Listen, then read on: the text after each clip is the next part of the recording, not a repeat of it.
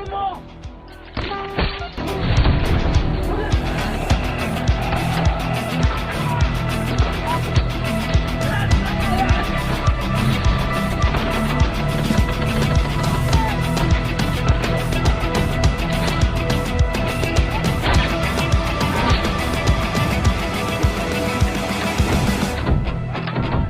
ta có bắt giữ tù binh không? Giết sạch bọn chúng.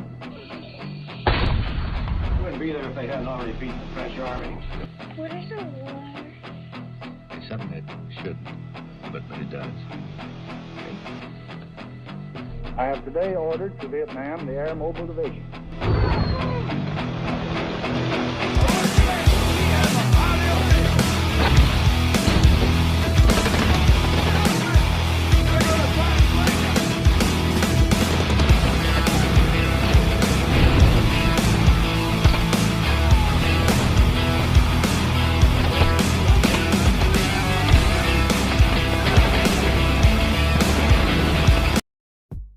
Halo guys, kembali lagi bersama saya di channel Jendela Film, channel yang membahas seputar alur cerita film berdasarkan kisah nyata. Ini adalah segmen kisah nyata bagian 8 yang membahas mengenai sejarah perang di Vietnam. Film yang akan kita bahas ini berjudul We Were Soldiers. Dalam situs IMDb, film ini mendapati rating yang cukup baik, yakni sebesar 7,1 dari 10.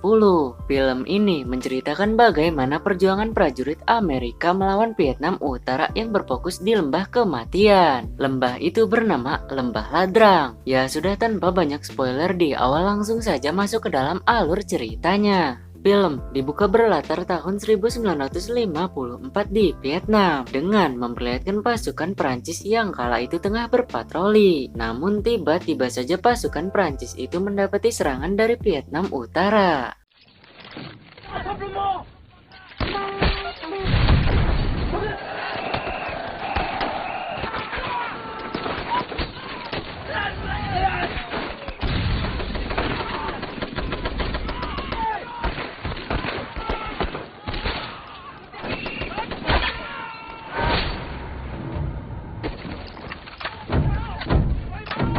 Chúng ta có bắt giữ tù binh không? Giết sạch bọn chúng.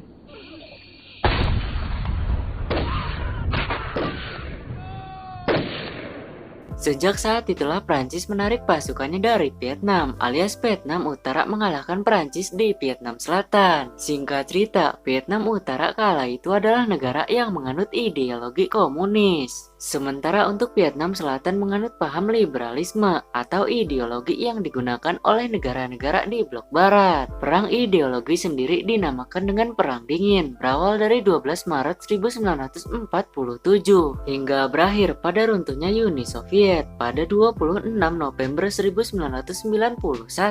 Alasan terbesar Vietnam Utara membabat Vietnam Selatan sendiri adalah karena Vietnam Utara ingin menyatukan Vietnam Selatan menjadi sebuah negara Vietnam yang menganut paham komunis. Dalam hal ini, blok barat tidak ingin direndahkan dan tidak ingin juga mengalah, termasuk salah satunya negeri Waksam yaitu Amerika Serikat. Amerika Serikat lantas menugaskan seorang Letkol Helmore untuk melatih pasukan khusus yang terdiri dari 400 prajurit atau Batalion Pertama Kavaleri ke-7 yang kebanyakan masih berusia muda. Beberapa juga diantaranya adalah orang yang baru saja menikah, baru saja memiliki anak, dan bahkan ada di antara mereka yang kakak beradik. Ini adalah pasukan Batalion Pertama Kavaleri ke-7 yang akan dilatih oleh Letkol Helmore, di mana Kavaleri ke-7 ini akan dikirim ke Vietnam setelah menjalani latihan bersamanya.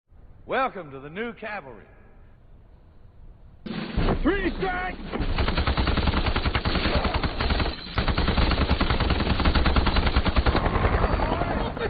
Get off of the chopper! We'll be landing under fire, gentlemen. Men will die. The leader must remain cool and calm.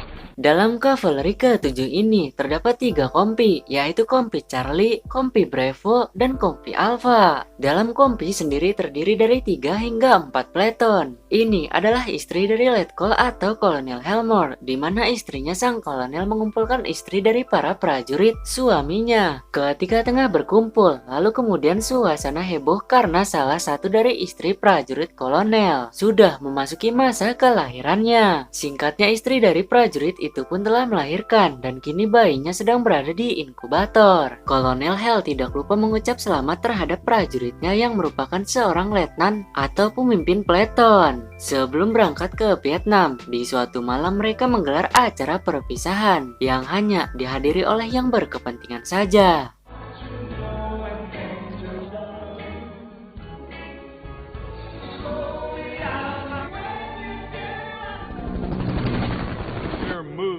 Valley of the Shadow of Death.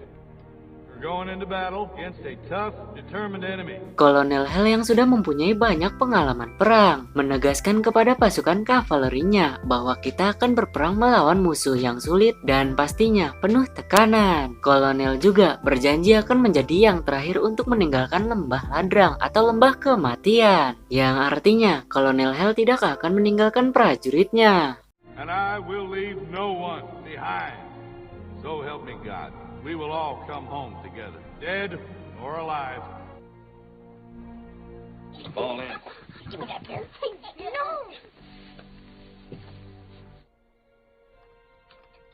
Para prajurit berangkat dikala istri mereka tengah tidur dan meninggalkan keluarga kecilnya.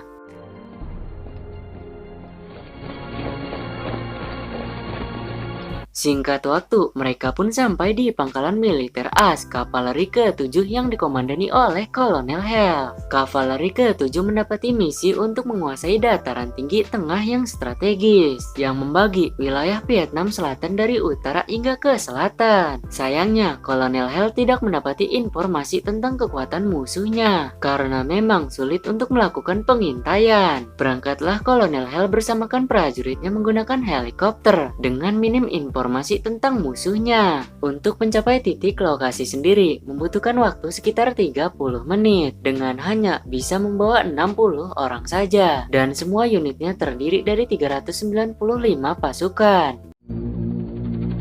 When many men Al-Navy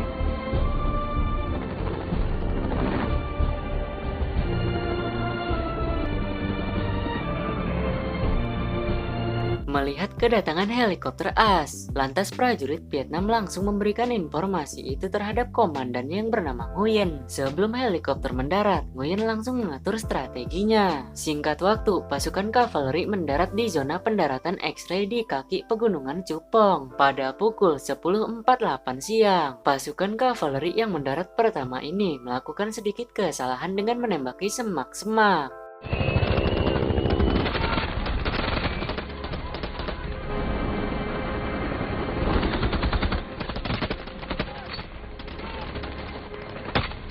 Kolonel Hale pada akhirnya sadar bahwa musuhnya tidak sedang bersembunyi, kemudian memberikan kode untuk berhenti menembak. Lalu Kolonel Hale menugaskan untuk peleton yang dipimpin oleh Savage ini melangkah ke dataran yang lebih tinggi, tetap dengan formasi tempurnya. Tiba-tiba saja Letnan Savage melihat seseorang yang diduga orang tersebut adalah Mata-Mata. Letnan Savage besertakan prajurit-prajuritnya lantas langsung mengejarnya. Di samping Letnan Savage mengejar Mata-Mata itu, Kolonel Hale di sini menemukan Mata-Mata yang tengah bersembunyi. Pria yang bernamakan Minang Suang itu langsung diinterogasi oleh tentara Vietnam Selatan yang tergabung ke dalam pasukan ini. Minang Suang memberikan informasi bahwa gunung itu adalah markas dari seluruh divisi yang jumlahnya kurang lebih 4.000 orang. Dalam pengejarannya, Letnan Savage bersamakan prajuritnya. Tiba-tiba saja mereka mendapati serangan, alias mereka telah memasuki jebakan Batman.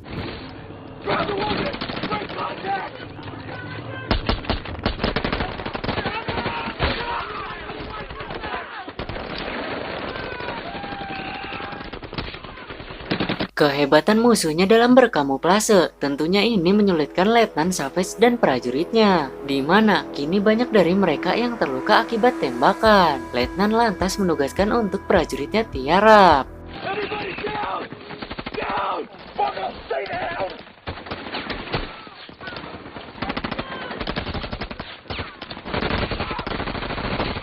Kurang dari 3 jam setelah pertempuran dimulai, Letnan Savage telah banyak kehilangan prajuritnya dan banyak juga yang telah terluka. Mereka yang masih hidup berusaha bertahan pada posisinya dengan bertiarap. Pertempuran kini pecah di mana-mana, termasuk posisi Kolonel Hell. Kolonel Hell menugaskan kepada petugas radio untuk mengerahkan semua kekuatannya ke markas musuh yang berada di gunung. Helikopter pengangkut juga menepati serangan, tetapi pada akhirnya helikopter itu berhasil mendarat. Helikopter mendarat, lalu beberapa korban luka diangkut untuk dibawa ke pos militer. Savage yang kala itu posisinya terkepung oleh ratusan musuh, lantas meminta bantuan artileri pada koordinat yang telah diberikan. Bantuan artileri pun dikonfirmasi.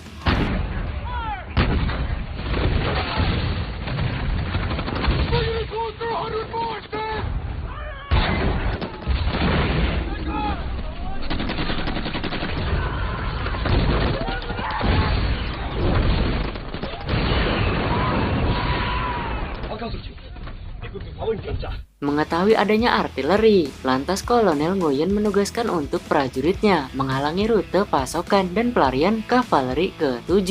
Ratusan prajurit Nguyen dengan segera menjalankan tugas itu. Kavaleri sendiri menanggapi hal itu dengan sementara tidak lagi mendaratkan helinya. Tetapi para prajurit itu langsung melompat dari heli demi keamanan pilot juga helikopter. Kini pertempuran semakin sengit, di mana kedua kubu saling jual beli serangan.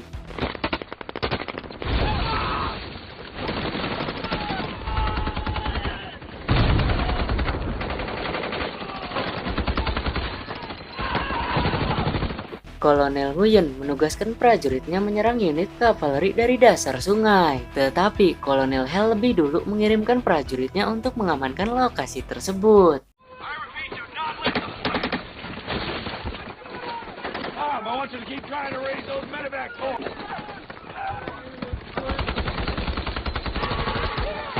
Kolonel Hell di sini menugaskan petugas radionya agar meminta bantuan udara ke bukit yang dimaksud. Karena di situ prajuritnya mendapati perlawanan yang cukup sengit. Tidak membutuhkan waktu lama, heli pun datang untuk membombardir pasukan musuh, sedangkan sisanya terus melakukan penyerangan.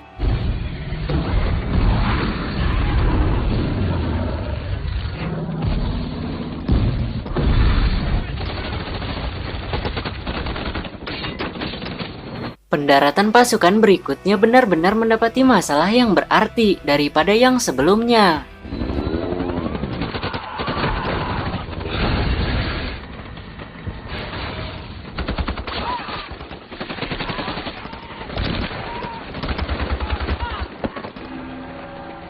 Kolonel Nguyen di sini berusaha untuk mengepung kavaleri ke-7, bahkan prajuritnya selalu dikirim seakan tanpa henti, dikarenakan zona pendaratan X-ray telah tertutup oleh pasukan musuh. Untuk kemudian, Kolonel Hell pun menugaskan untuk membuat zona pendaratan darurat.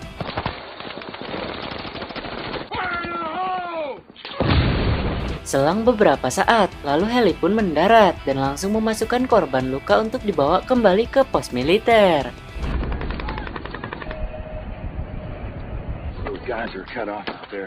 Kini, posisi kavaleri ke-7 benar-benar saling terpecah, berpindah dengan peleton yang dipimpin oleh Savage. Di samping mereka harus memprioritaskan korban luka, mereka juga harus bersiaga menghadapi musuh mereka. Dan ketika Bosporus tengah berjaga, tiba-tiba saja ia dihadiahi oleh... Tidak tinggal diam, rekannya pun langsung membantu Bosporus, sementara sisanya berfokus pada serangan bertahan.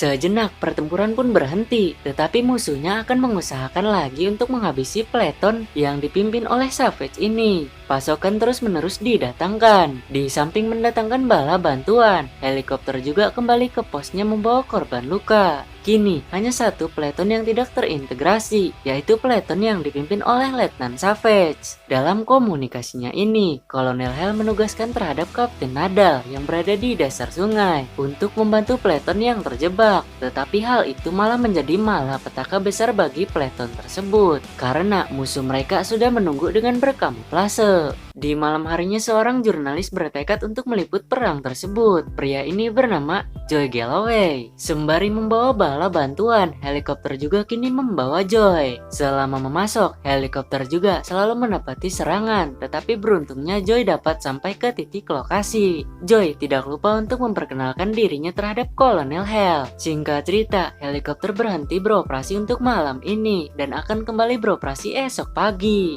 Ini artinya batalion pertama Resimen Kavaleri ke-7 harus bersiaga sepanjang malam. Selain terdapat artileri di garis belakang, pasukan kavaleri juga mempunyai artileri kelas ringan di garis depan di setiap kompi. Letnan Savage bersiaga dengan prajuritnya saat keduanya merasakan ada yang mencoba mendekati mereka. Letnan Savage lantas meminta penerangan terhadap prajuritnya yang berada di belakangnya.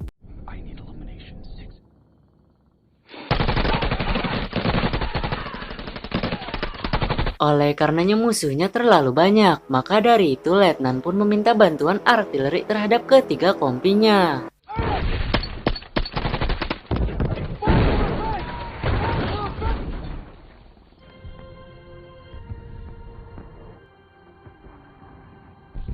Resimen Kavaleri ke-7 di sini benar-benar diuji dalam kesiagaannya, karena jika sampai meleng, maka musuh akan mengirim mereka kepada bapak yang di atas. Dalam siaganya itu, mereka melihat adanya musuh yang mencoba mendekati mereka. Lantas penerangan pun dilakukan guna memudahkan untuk dalam menghabisi musuh, yaitu komunis. Scene kemudian berpindah dengan istrinya Kolonel Hale bersama dengan rekannya di Amerika pada siang hari. Istrinya kita panggil saja Julie, sementara rekannya kita panggil saja Rora. Ketika sampai di depan rumah, Julie mendapati banyak telegram yang numpuk di depan rumahnya, di mana telegram-telegram itu merupakan kabar buruk atau gugurnya suami mereka di dalam pertempuran. Julie mengantarkan telegram itu dengan berat bersama dengan Rora.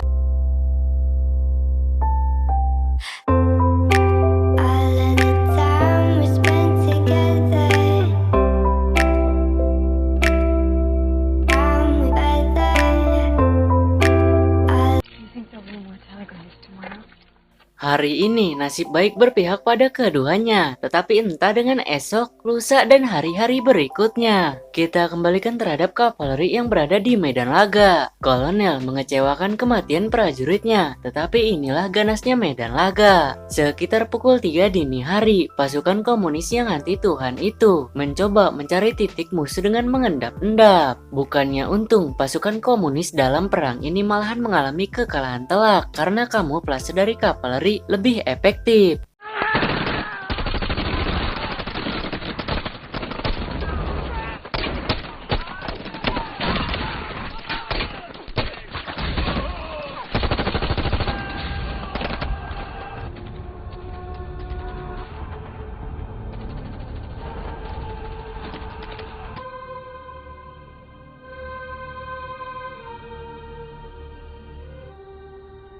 Di pagi hari, Kolonel bersamakan prajuritnya mendatangi Kapten Nadal yang berada di dasar sungai. Kolonel tahu bahwa di depannya adalah musuh yang tengah berkamuflase. Jadi, Kolonel hanya memancing musuh dengan beberapa tembakannya. Lalu, musuh-musuhnya pun keluar dan terbukti itu sebagai pancingan yang efektif. Pancingan ini kemudian menimbulkan perang besar kembali di sepanjang garis pertahanan kavaleri.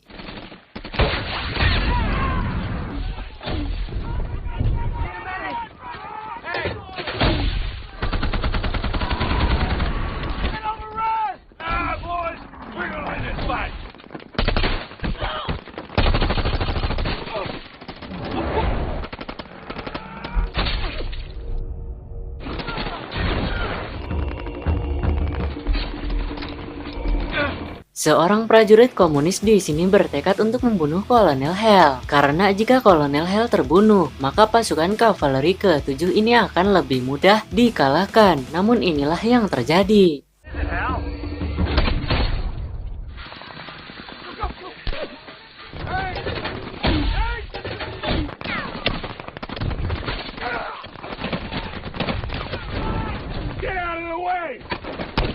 Jika tidak diselamatkan oleh Kolonel Hell, mungkin Joy yang tengah mengabadikan momen itu akan menghadap bapak yang di atas. Tidak kapok dengan hal itu, Joy kembali melanjutkan tugasnya sebagai seorang jurnalis. I got a baby born today. Oh, wow, congratulations. Hey.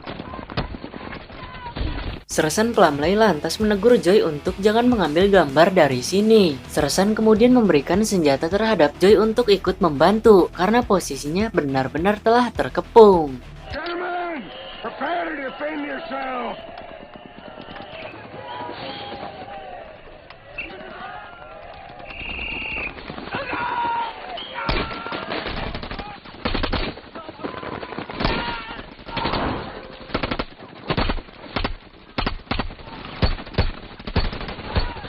Karena situasi semakin memanas dari sebelumnya, di mana banyak garis pertahanan yang telah dijebol oleh musuh. Maka dari itu, Kolonel Hell menugaskan untuk petugas radionya untuk meminta bantuan udara. Broken arrow.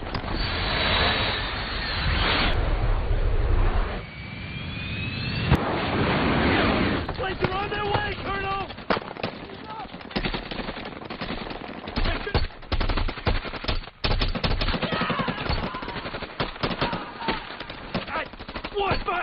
Pesawat hanya melepaskan serangannya terhadap koordinat yang telah diberikan oleh kavaleri saja.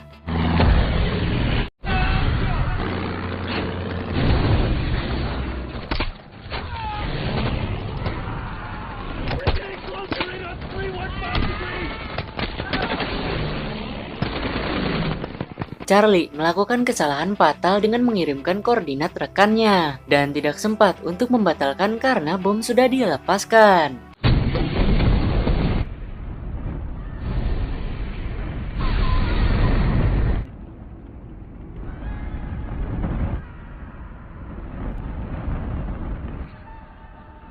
Charlie sesaat terdiam karena itu murni kesalahannya. Melihat hal itu, Joy pun langsung mendatanginya karena di situ terdapat rekannya.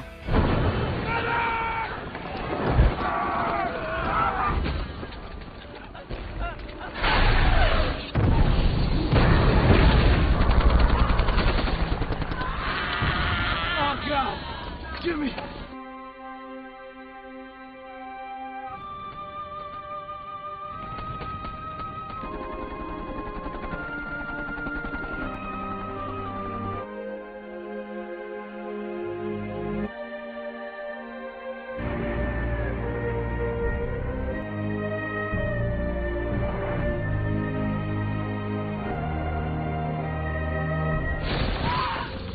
Selepas serangan udara usai, lalu Kolonel Hell menugaskan pada semua prajuritnya untuk menjemput peleton yang dipimpin oleh Savage. Singkat waktu, sampailah mereka di titik lokasi. Sergeant Savage, you guys still here? Seharian penuh peleton yang dipimpin oleh Savage terkepung. Akibatnya, 40 prajurit Savage gugur di medan laga. 2 orang hilang dan 2 orang selamat, termasuk sang letnan. Di senja menjelang malam ini, para korban luka akan terlebih dahulu dievakuasi. Karena korban luka adalah prioritas yang harus diutamakan. Tibalah malam hari. Dalam posisi siaga ini, Kolonel ditugaskan oleh perwira tingginya untuk pergi dari medan laga. Mungkin sebagian kolonel akan mengambil tindakan itu, tetapi tidak dengan Kolonel Hell, di mana Kolonel Hell berkata pada perwira tingginya melalui radionya bahwa ia tidak akan meninggalkan prajuritnya begitu saja, karena menjadi seorang kolonel memiliki tanggung jawab yang sangat besar. Saat ini, Kolonel menugaskan untuk mencari 2 prajuritnya yang hilang dan tidak ingin meninggalkannya walau hanya jasadnya saja. Ketika mereka tengah mencari keduanya, mirisnya sang kolonel malahan melihat prajurit yang baru saja mempunyai anak gugur di medan laga. Kolonel besertakan prajuritnya tak bisa berkata apa-apa selain hanya berduka dan berdoa.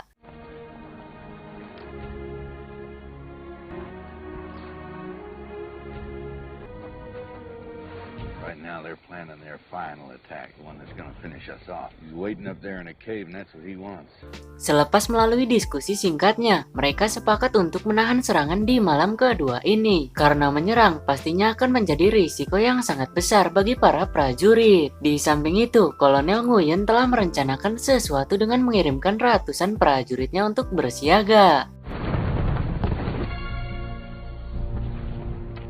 Tibalah pagi hari. Pada hari ketiga ini Kolonel Hell merencanakan serangan dengan jarak yang dekat, sehingga sangkur atau pisau pun wajib dipasang pada moncong senapan. Strategi ini sangat efektif untuk menghemat amunisi dan terdapat manfaat lainnya. Di sini sebenarnya kedua kubu saling bertatapan, tetapi karena Vietnam Utara matanya sudah beler, maka ketika kavaleri menyerang, barisan komunis ini hanya bisa pelangak-pelongo.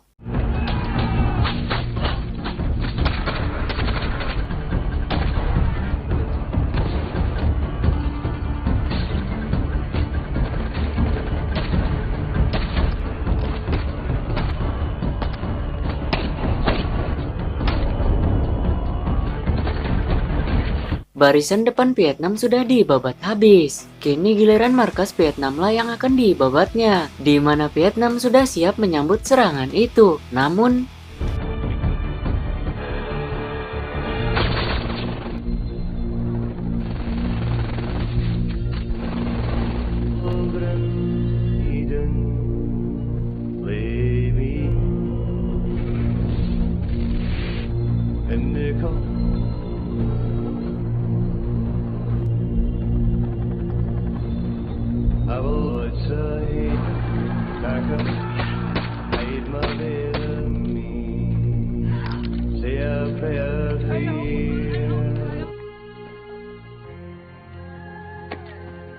pada scene akhir ini hanya dukalah yang dapat kita lihat.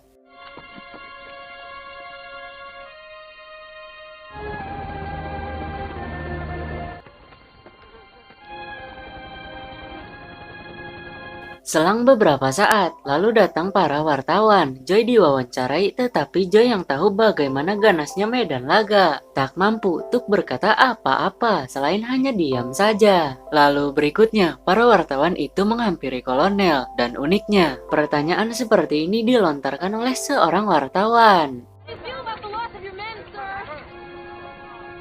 Pertanyaan yang dungu, bego, nan tolol. Begitulah kata yang cocok untuk disematkan kepada wartawan tersebut. Bukan hanya Joy dan sang kolonel, tetapi prajurit lainnya juga memilih untuk diam. Sembari menangis, Joy berkata pada kolonel bahwa ia tidak mampu menulis sepatah kata pun mengenai perang ini dalam jurnalnya. Ditanggapilah oleh sang kolonel, di mana Joy harus melakukan tugasnya sebagaimana mestinya. Tujuannya agar rakyat Amerika tahu bagaimana beratnya sebuah perjuangan.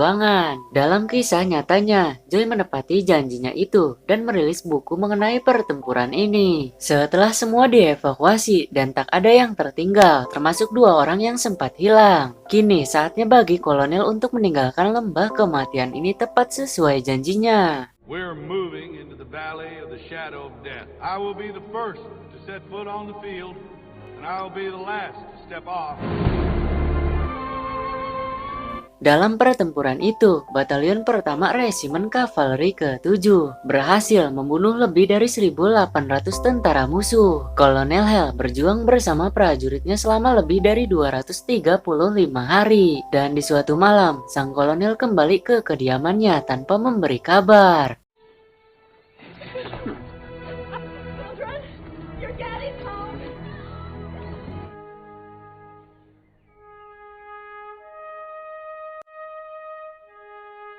Pada akhirnya, Vietnam Utara berhasil mencapai cita-citanya untuk menjadi negara yang menganut paham komunis. Oke, jadi mungkin cukup segitu aja video kali ini. Saya minta maaf kalau ada kesalahan dalam menyampaikan informasi. Kalau ada yang kurang, kalian bisa komen aja di kolom komentar.